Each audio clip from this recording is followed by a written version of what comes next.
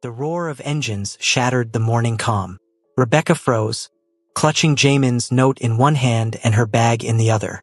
Her breath quickened as shadows moved outside the bamboo trees. Dark silhouettes with guns, advancing fast. Her first thought wasn't of fear. It was him. Where was Jamin? The villa door rattled. "Rebecca Monroe!" A man's voice shouted, American, deep, commanding. "Come out quietly, and we won't have to break the door." Her heart pounded. She backed away, scanning the room. There was only one way out, the narrow hallway that led to the back garden. She grabbed her hoodie and ran. The back door creaked as she slipped outside. Cold wind bit her skin. She ran barefoot through the bamboo grove, every step heavy with panic. The world blurred. Leaves, mud, branches slapping her face, until she reached a narrow road. A car's headlights flared in the distance. She turned, ready to run again, until she saw who stepped out. Jamin, blood on his shirt, bruised face, eyes sharp and alive. "Rebecca!" he shouted, sprinting toward her. She didn't think. She ran to him, crashing into his arms. The relief that flooded through her chest made her knees weak. "You're late," she whispered, trembling. He exhaled against her hair. "And you're loud." Despite everything, she let out a small, shaky laugh. But before either could speak, another gunshot split the air. They ducked as bullets hit the nearby fence. Jamin grabbed her hand, dragging her toward the car. "Get in." They dove inside. Tires screeched as he slammed the accelerator. The car tore down the mountain road, wind whipping through the broken window. Rebecca's heart raced. "Who are they?" "The Americans. But they're not your father's men anymore. They've turned on him." "Why?" "Because your father stole something from all of us." She blinked. "What are you talking about?" He didn't answer immediately. His knuckles whitened around the steering wheel. Finally, he said quietly, "There's money, billions, hidden under a false company your father created with my father before he died. They called it Project Soul Dawn." Rebecca frowned. "And that has what to do with me?" He looked at her, pain flickering in his eyes. "You were the insurance, Rebecca. Your marriage to me was supposed to merge both families so the money would be safe." Her stomach turned. "So that's it? I'm just another deal." Jamin slowed the car, pulling into a secluded tunnel. He parked, breathing hard. "No, not anymore." She stared at him. "Then what am I now?" He met her gaze, his voice low. "The only thing keeping me human." The silence that followed was thick, heavy with all the words they hadn't said. Rebecca looked away, blinking fast. "You don't have to protect me." "Yes, I do," he said. "Because they'll come for you until they find what your father hid. And if they catch you before I do, you'll lose me," she finished quietly. He didn't deny it. They spent hours driving through narrow country roads until they reached a fishing village at the edge of the coast. The sea stretched endlessly, waves hitting the rocks like whispers of old secrets. Jamin rented a small cabin from an old man who didn't ask questions. Inside, it smelled of wood smoke and salt. Rebecca sat by the fire while Jamin cleaned his wounds silently. She watched him. The steady movements of his hands, the faint tremor of exhaustion he tried to hide. "You should rest," she said softly. "I can't. You never can." He looked up, a faint smile curving his lips. "You're learning how I think too quickly." She smiled weakly. "That's what happens when you keep saving me." His gaze softened. "I don't save you because I have to. I save you because I want to." The words hit her like warmth spreading through her veins. For a long moment, neither spoke. The crackling fire filled the silence. When she finally whispered, "Why do you care, Jamin?" He didn't answer right away. He just stared into the flames, as if searching for something buried in them. Then, quietly, he said, "Because I know what it's like to be used by the people you love." Her breath caught. "My father forced me into this world. I swore I'd never repeat his sins. But then you came. A deal. A stranger. And suddenly, everything I promised myself started to change." He looked at her then, eyes raw, voice barely a whisper. "You make me forget who I was." Rebecca's throat tightened. The truth in his words stripped her defenses away. She reached out, hesitating, then touched his hand. It was cold, rough, scarred, but steady. Maybe that's not a bad thing, she said softly. Their eyes met, long, deep, unspoken. The world outside disappeared. Only the firelight danced between them. Hours later, Rebecca couldn't sleep. She lay awake listening to the waves, her mind replaying his words over and over. You make me forget who I was. She turned and saw him still sitting by the fire, head bowed, half asleep, quiet strength wrapped in exhaustion. Without thinking, she walked over and knelt beside him. Hey, she whispered. He stirred. You should be sleeping. So should you. He gave a tired smile. Can't. Too many ghosts. Rebecca hesitated, then said, You don't have to face them alone anymore. Jamin looked at her, really looked at her, and something inside him broke. Slowly, he reached up, brushing a strand of hair from her face. The touch was gentle, trembling. Rebecca! She didn't move. Their faces were inches apart, the firelight painting gold across their skin. I'm not afraid of you anymore, she whispered. Good, he breathed. Because I was never your enemy. Her heart raced. Then what are you? He smiled faintly. The man who'd burn the world to keep you safe. The space between them vanished, and the world outside faded into nothing but the sound of waves and a heartbeat that wasn't hers. The morning sky bled into shades of gray as the sea roared like an angry beast. Rebecca stood frozen on the porch, staring at the approaching black boat slicing through the waves. The sound of its engine echoed through the quiet coastal air. Her stomach clenched. It wasn't a fishing boat. It was sleek, armored, and fast. They found us, she whispered. Jamin was already moving. His sharp instincts had woken the moment he heard that sound. He loaded a handgun, tucked it into his belt, and grabbed the small black duffel from under the table. Rebecca, he said firmly, take only what you can carry. She blinked, panic flaring in her chest. Where will we go? The old fishing tunnels under the cliffs, he said. They're connected to the mainland by an old drainage passage. No one knows about it, except me. Rebecca nodded, trembling as she shoved her passport, phone, and the note from her father into her pocket. Her hands shook as she zipped the small backpack. Jamin caught her wrist gently. Look at me. She did. You trust me? Her breath hitched. I don't know who to trust anymore. Then trust how I look at you, he said quietly. Because I've never looked at anyone like that before. For a moment the world stopped. The roar of the approaching boat grew louder, snapping them back to reality. Let's go, he ordered. They sprinted through the narrow path behind the cabin, weaving between wet rocks and tall grass. The ocean wind whipped Rebecca's hair into her face. Every muscle in her body screamed, but she didn't stop. Behind them, gunshots rang out, sharp, deadly cracks tearing through the air.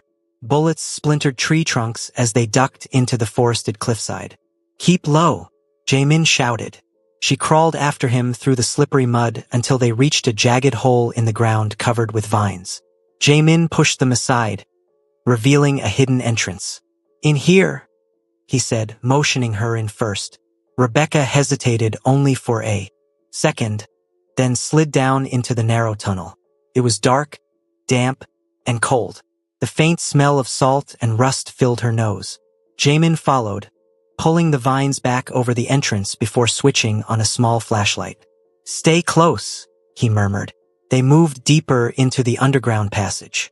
Water dripped from the walls, and the faint echo of waves thundered above them.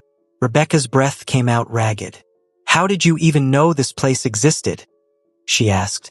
Jamin's voice was low. My father used to bring me here when I was a kid. Said it was our escape route, if anything went wrong. She gave a humorless laugh. Guess fathers always plan for disasters. He didn't reply. The silence between them stretched until it became heavy, full of unspoken guilt and loss. Finally, she whispered, You said something last night about Project Soul Dawn, that my father used me. He nodded. Yes. Then why are you still helping me? Jamin stopped walking. The flashlight beam trembled slightly as he turned to face her. Because I'm done living for revenge. His voice was soft but steady. And because, somewhere between all the running and fighting, I stopped seeing you as his daughter. I started seeing you. Rebecca swallowed hard. And who am I? His eyes glowed faintly under the dim light.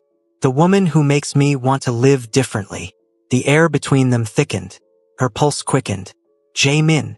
Before either could say another word, a deafening blast shook the tunnel. The ground trembled beneath them. Dust rained from the ceiling.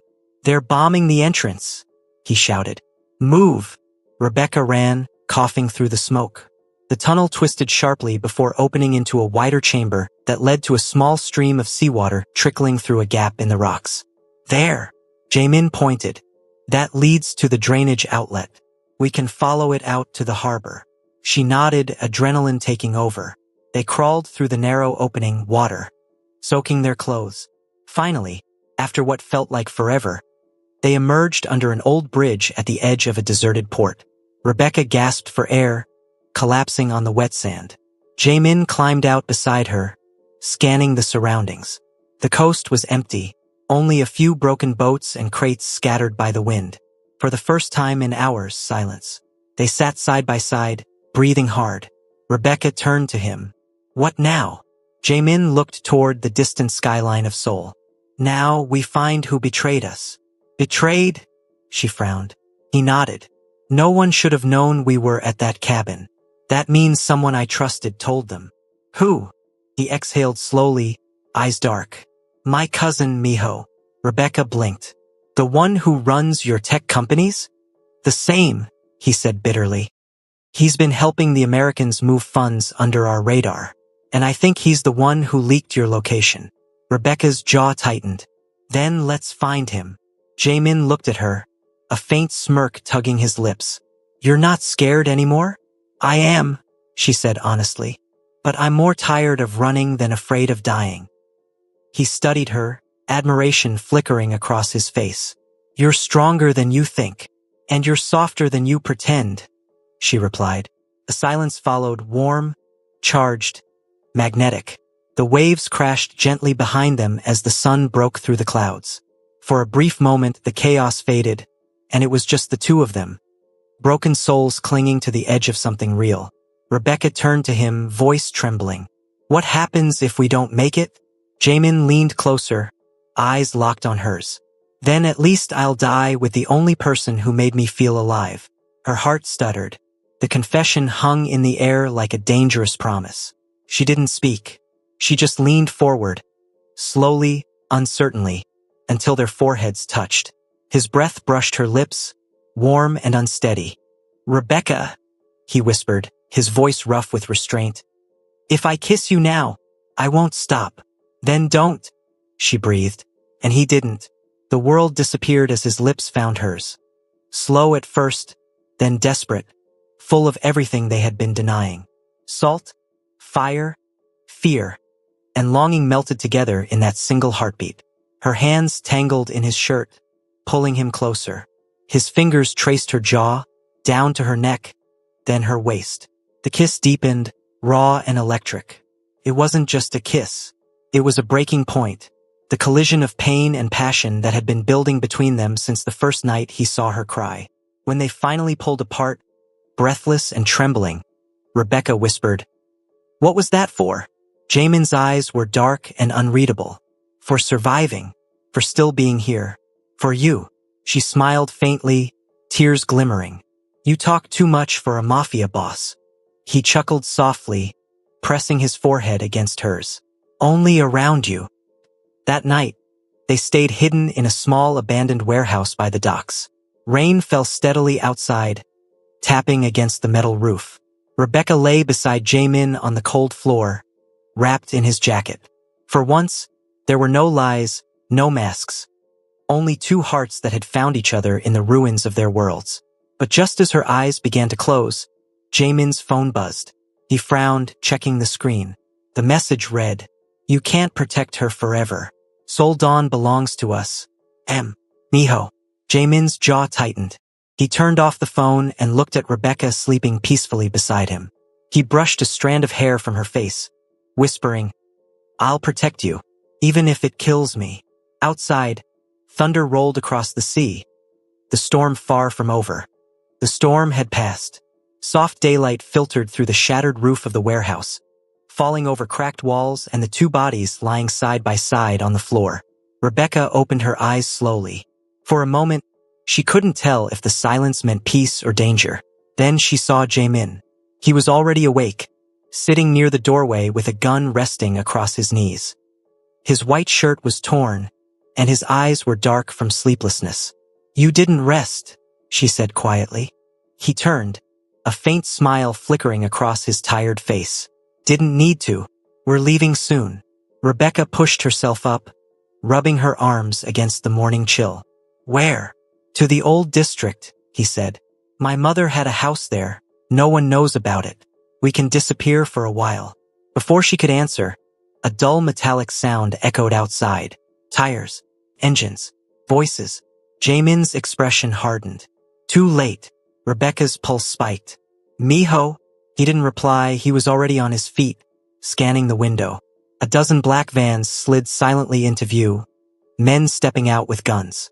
"They tracked us faster than I thought." He pulled her toward the back door. "Move."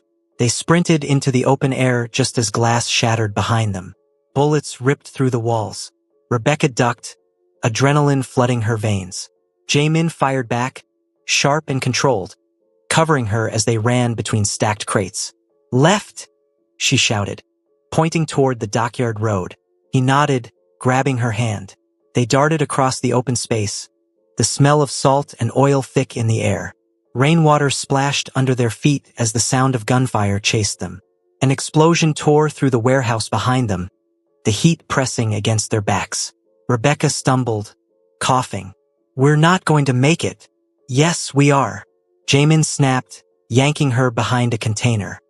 His face was streaked with dirt and blood, but his eyes burned with resolve. "Stay behind me." He shot twice, taking down two. Men closing in. Another bullet whizzed past Rebecca's shoulder. She ducked, grabbing a metal pipe and hurling it toward one attacker. It hit him square in the jaw. Jaemin glanced at her in surprise. "Remind me never to make you angry." "Noted," she panted. They ran again. This time, luck favored them. An abandoned delivery van sat idling near the corner, engines still running. They jumped in.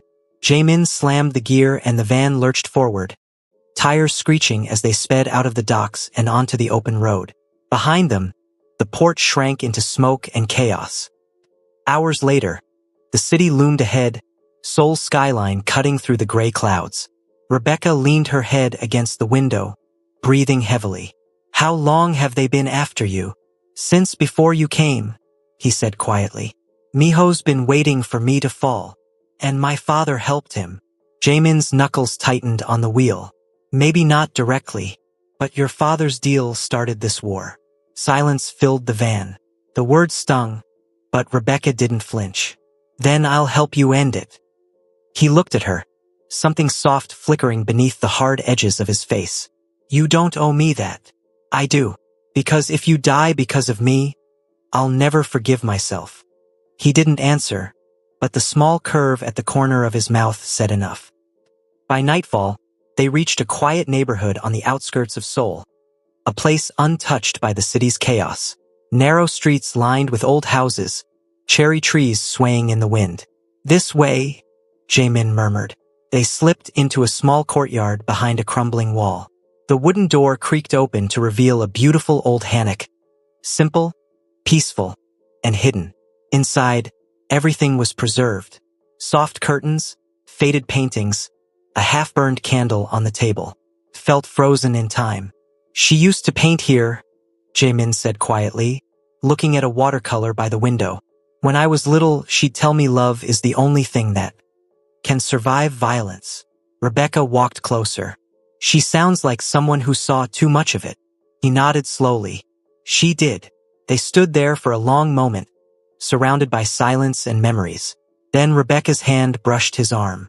"You saved me more times than I can count. Let me take care of you now." She guided him to sit down, cleaning a cut on his arm with a towel from the sink. He hissed in pain. "Stay still," she said gently. "You sound like you've done this before." "I used to help the maids when my father got into fights," she said quietly. "Someone always came home bleeding. He watched her work, her fingers light, her eyes steady. When she finished, he caught her wrist. "Rebecca." She looked up. "You could have left. Why didn't you?" Her throat tightened.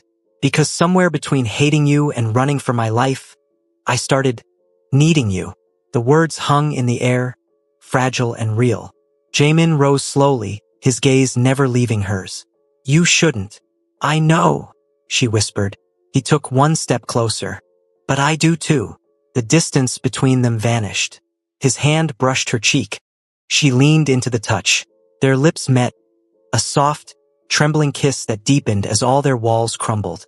He kissed her again, slower, like he was learning her heartbeat. Her fingers curled into his shirt, and for the first time, there was no fear, only warmth, the kind that made everything outside fade. When they broke apart, Rebecca's eyes glistened. "Is this real, Jamin?" He cupped her face, voice low. "It's the only thing that's ever been real." She smiled faintly. "Then don't let go." He didn't. He pulled her close, wrapping his arms around her as if the world could end and he'd still hold her. The rain started again, light and steady, tapping against the roof. They stayed like that, two people who'd fought against everything, finally finding peace in each other's arms.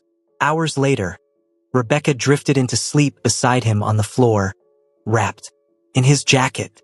Jamin watched her, tracing her hand gently before whispering, "I swear I'll keep you safe, even if it kills me."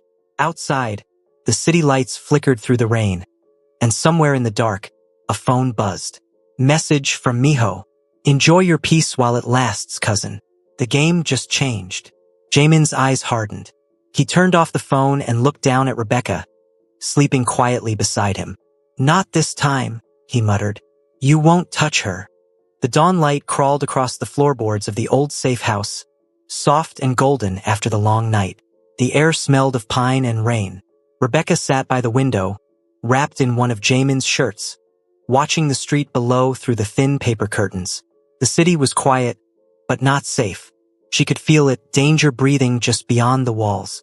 Behind her, Jamin moved silently, checking his gun, sliding a fresh clip in place. The veins in his forearm stood out, tense and steady. He didn't have to say it. She already knew Miho would come. She turned to him. "You didn't sleep." He gave a small smile. "Neither did you. I tried, but my mind kept going back to the warehouse." She sighed softly. "You said we'd be safe here." He met her eyes. "For now. But Miho's men are ghosts. They'll find us." His tone was calm, but something in it broke her heart. That quiet resignation. The same tone he'd used when he told her about Miho the night before. How Miho wasn't just an enemy, but family. And how his own father, the man who had trained him to rule, had loved Miho more than him. Rebecca walked closer, touching his arm gently. "You keep blaming yourself for things you didn't do." He looked away. "Maybe, but that doesn't make the blood on my hands any lighter." "Jay." She moved in front of him, forcing him to face her. "You protected me. You fought for me. That's not guilt, that's love." He stared at her, his jaw tightening as if the word itself hurt. "Love doesn't fix what I broke." "Maybe not," she said softly, "but it's the first thing that's made you human again." The words hung in the air like a fragile thread between them. He wanted to reach for her. He always did. But the sound outside stopped him cold. Car engine. Then another. Jamin's entire body tensed. He moved to the window, pulling the curtain slightly. Black sedans. 3 of them. "Rebecca," he said quietly. "Get your things. Now." Her heart jumped. "They found us." He nodded once. Miho doesn't waste time. Rebecca grabbed the small duffel they'd packed days ago. Jamin opened a drawer, revealing a second pistol and 2 magazines. He handed one to her. "I don't want to." "You can. You already did back at the dock," he said firmly. "Don't hesitate again." She nodded, even though her hands were shaking. The knock on the door came next. Calm, rhythmic, mocking. Knock, knock, knock. Jamin motioned for Rebecca to stay low. He moved silently to the side of the door, his gun ready. The knock came again, louder. Then a voice. Smooth, familiar. "Cousin." Rebecca's blood ran cold. Jaemin didn't answer. Come now. Miho's voice purred from outside. You know I hate chasing family. Let's talk like we used to. No more hiding. Rebecca looked at Jaemin. Don't open that door. He shook his head. If I don't, he'll burn this place down. He took a slow breath and pulled the latch. The door creaked open. Miho stood in the doorway, immaculate as ever. Black coat, silver chain at his neck, smile sharp enough to cut glass. Rain clung to his hair, and his eyes glowed with something darker than anger. Hello, cousin, Miho said smoothly. You look tired. Soul doesn't suit you anymore. Jaemin said nothing. Miho's gaze shifted to Rebecca, crouched near the wall. And the famous insurance. Your father must be proud. Trading his daughter for empire. Rebecca's fingers tightened around the gun. Jaemin stepped between them. You came for me. Leave her out of this. Miho chuckled. You still think you can protect her? You couldn't even protect father. Jaemin's jaw clenched. Don't use him against me.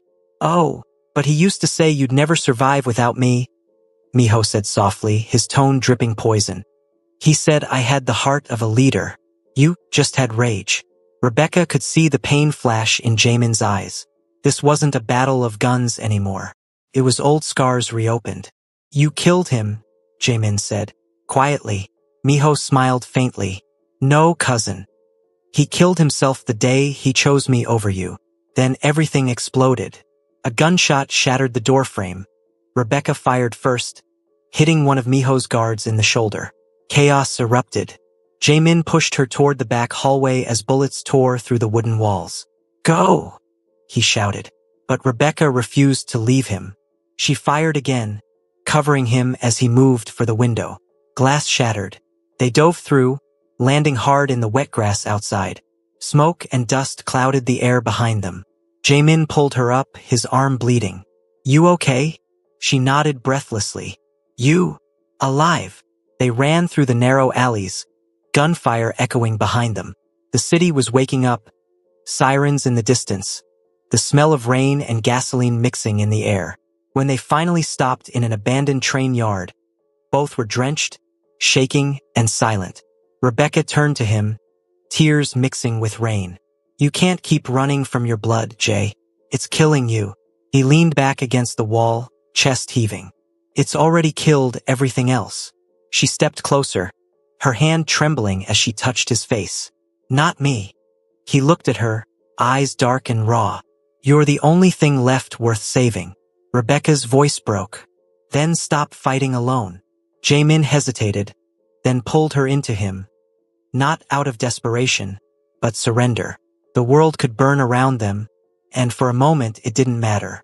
Their lips met, rain still falling, their hearts pounding like the city itself. And in that broken, dangerous silence, they knew this wasn't the end. It was the storm before the reckoning. The rain had stopped, leaving Seoul washed in silver light. Rebecca and Jaemin had been running for hours, hiding in back streets and shadowed alleys. Now the city's noise felt far away. Only the echo of their footsteps and the faint hiss of wet pavement filled the air.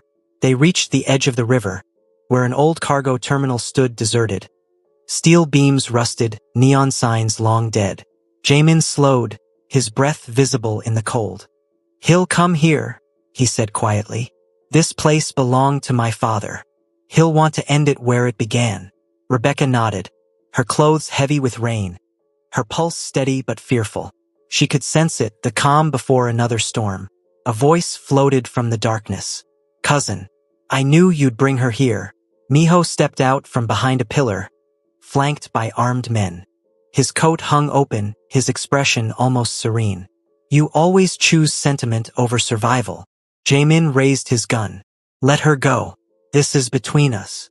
Miho smiled faintly. It's never just between us. You think you can rewrite what our fathers started. He took a step closer, eyes gleaming. You don't even know half of it. Rebecca spoke before Jaemin could. Then tell me why my father died. Tell me why I was forced into this. Miho's smile widened, cruel and pitying. You really don't know? Your father wasn't the victim everyone painted him to be. He stole from our family, sold our shipping routes, our weapon lists to the Americans. He tried to disappear with the money. My uncle ordered me to end him. Her stomach twisted. That's not true. It is, Miho said softly. Your father's betrayal cost us everything. And to keep peace with his American allies, my uncle arranged a union. His son to the traitor's daughter. A trade of blood for silence. Rebecca's knees almost buckled. The pieces fell together. The forced marriage, her father's fear, Jamin's pain. He knew, she whispered. Jamin's voice broke. I knew. He'd made the deal, but I didn't know Miho was the one who pulled the trigger until years later. I wanted to protect you from that. Her eyes shimmered with tears. You protected me from the truth. I was afraid it would destroy what we had left. Miho tilted his head. Amused. Touching. But love doesn't erase bloodlines. You can't wash away what your family's built. He raised his gun. You're both debts waiting to be collected. Jamin moved first. The gunfire echoed across the dock. Flashes lighting the metal walls. Rebecca ducked behind a crate, heart pounding. She grabbed a fallen weapon and fired toward the shadows, keeping Jamin covered. Men fell. Smoke filled the air. Miho advanced through the haze like a ghost, calm, deliberate. A bullet grazed Jamin's shoulder, sending him to one knee. Miho aimed again, but Rebecca stepped out, hands trembling but steady enough to pull the trigger first. The shot struck Miho in the side. He staggered, disbelief flickering across his face. You were never supposed to be part of this. Rebecca's voice shook. Neither was he. Miho collapsed, the river wind whipping around them. His gun clattered across the floor and slid into the water below. Jamin limped toward her, blood soaking through his sleeve. It's over. She looked at him, tears falling freely. No, it's finally beginning. They stood there as the sirens grew closer, blue and red lights flashing against the gray dawn. Rebecca reached for his hand. You can still walk away. He shook his head. Not without you. When the police arrived, Jamin raised his hands. Rebecca stayed beside him, refusing to let go. Weeks later, the world looked different. The scandal of two mafia dynasties unraveling across continents filled every headline. Miho's empire was gone. The rest of the syndicate scattered. Rebecca visited Jamin in custody every day until the trial. When he was finally released under immunity, helping dismantle what remained of the network, they met again by the same river, the city lights reflecting gold on the water. He looked older, quieter, free. You should have gone home, he said softly. This is home now, she replied. Not because of the city, but because you're in it. He smiled, gentle, unguarded. What happens to two people who've already lost everything? She took his hand. They build something real. The wind carried the smell of rain again, but this time it wasn't heavy or cold. It was clean. Rebecca leaned into him, their silhouettes outlined by the neon glow of soul. No promises of forever, no more running. Just two souls finally free of their father's shadows. And when he whispered her name, it sounded like peace. Hello besties, in this sweet story we learned that even firstborn can turn into true love when hearts learn to trust. Thank you so much for watching. Kindly like, subscribe and share.